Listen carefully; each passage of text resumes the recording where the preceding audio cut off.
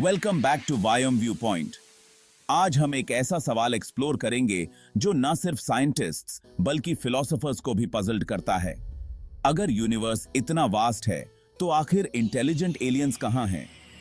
इसे हम Fermi paradox कहते हैं और इसके साथ जुड़े कई माइंड बेंडिंग थ्योरीज को आज हम डिकोड करेंगे। आर वी अलोन, या फिर हम कुछ ऐसा मिस कर रहे हैं जो हमें समझ नहीं आ रहा?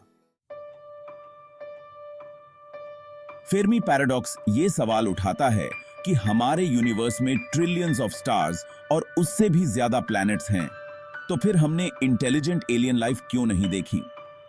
1950 में फिजिसिस्ट एनरिको फेर्मी ने यह सिंपल क्वेश्चन उठाया था, where is everybody?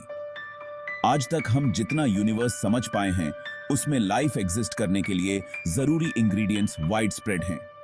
So statistically intelligent life का एग्जिस्ट करना ऑलमोस्ट इनएविटेबल लगता है, लेकिन फिर भी साइलेंस, कोई साइंस, नो सिग्नल्स, कोई एलियन स्पेसशिप्स, कहीं कुछ नहीं। यही है फेर्मी पैराडॉक्स। एक पॉपुलर एक्सप्लेनेशन है द ग्रेट फिल्टर। ये एक हाइपोथेटिकल इवोल्यूशनरी बैरियर है जो लाइफ को इंटेलिजेंट बीइंग्स बनने से रोकता है। ग्रेट फिल्टर थ्योरी कहती है कि यूनिवर्स में इंटेलिजेंट सिविलाइजेशंस का ना होना इसलिए है क्योंकि इवोल्यूशन के किसी स्टेज पर एक बहुत ही डिफिकल्ट हर्डल आता है जिसे बहुत कम लाइफ फॉर्म्स पार कर पाती हैं। यह हर्डल लाइफ के शुरू होने से पहले हो सकता है या फिर एडवांस्ड सिविलाइजेशंस के सेल्फ डिस्ट्रक्शन से पहले। क्या यह ग्रेट फिल्टर हमारे आगे है या हमने इसे ऑलरेडी पार कर लिया है? यही सवाल सबसे ज्यादा अनसेटलिंग है। दूसरी एक थ्योरी है रेयर अर्थ हाइपोथेसिस, जो कहती है कि हो सकता है अर्थ जैसी कंडीशंस इतनी रेयर हों कि इंटेलिजेंट लाइफ का डेवलप होना शायद एक कॉस्मिक लॉटरी जितना मुश्किल हो।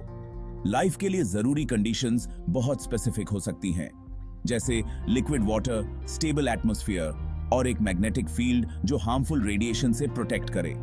शायद ऐसी परफेक्ट कंडीशंस रेयर हैं और अर्थ एक लकी एक्सेप्शन है। फिर आती है जू हाइपोथेसिस। यह थ्योरी मानती है कि एलियंस एग्जिस्ट करते हैं, लेकिन वो जानबूझकर हमसे कांटेक्ट नहीं कर रहे। बिल्कुल जैसे हम एनिमल्स को जू में ऑब्जर्व करते हैं, वैसे ही वो हमें डिस्टेंट से ऑब्जर्व कर रहे हैं। हो सकता है कि वो इतने एडवांस्ड हों कि हमें कम्युनिकेट करने लायक भी ना समझते हों, या फिर वो चाहते हों कि हम अपने नेचुरल पेस से इवॉल्व करें। इस थ्योरी को मानने वाले कहते हैं कि हम एक गैलेक्टिक जू में रह रहे हैं और एलियंस हमें साइलेंट ऑब्जर्व कर रहे हैं, बेशक वहां। एक और पॉसिबिलिटी है कि हम सही तरीके से सर्च नहीं कर रहे हैं। यूनिवर्स इतना बड़ा है कि हमने सिर्फ एक फ्रैक्शन ही देखा है, और हो सकता है कि हम गलत फ्रीक्वेंसीज या गलत सिग्नल्स पर फोकस कर रहे हों। SETI जैसे प्रोग्राम्स केवल रेडियो सिग्नल्स की तलाश में लगे हैं, लेकिन हो सकता है कि एडवांस्ड सिविलाइजेशंस ऐसे सिग्नल्स ना यूज करती हों।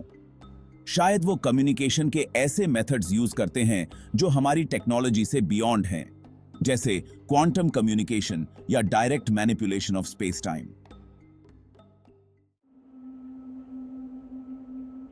अब बात करते हैं सबसे डार्क थ्योरी की, डार्क फॉरेस्ट हाइपोथेसिस। यह थ्योरी मानती है कि यूनिवर्स एक डेंजरस जगह है जहां इंटेलिजेंट सिविलाइजेशंस एक दूसरे से छुपने की कोशिश करती हैं, क्योंकि कोई भी कांटेक्ट युद्ध या डिस्ट्रक्शन का कारण बन सकता है। जस्ट लाइक अ डार्क फॉरेस्ट में हंटर छुपे रहते हैं, वैसे ही सिविलाइजेशंस भी एक दूसरे से अवॉइड कर रही हों ताकि कोई उन्हें डिस्ट्रॉय ना कर दे। इस थ्योरी के अनुसार हम अकेले नहीं हैं, बट शायद हमें साइलेंट रहना चाहिए। आर्म भी देते हैं। तो आखिरकार सवाल यही है, क्या हम यूनिवर्स में अकेले हैं, या फिर इंटेलिजेंट लाइफ एग्जिस्ट्स करती है लेकिन किसी रीजन से हम उससे कभी मिल नहीं पाएंगे? फेर्मी पैराडॉक्स हमें यही सोचने पर मजबूर करता है। इस पैराडॉक्स का कोई एक जवाब नहीं है और शायद कभी मिलेगा भी नहीं, लेकिन जितना ज्यादा हम यूनिवर्स को एक्सप्लोर करेंगे उतने ही ज्यादा क्लूज हमें इस ग्रेट मिस्ट्री के मिल सकते हैं।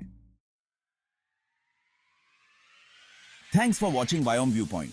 अगर आपको यह कॉस्मिक मिस्ट्री पसंद आई तो लाइक, शेयर और सब्सक्राइब करें फॉर मोर फैसिनेटिंग टॉपिक्स।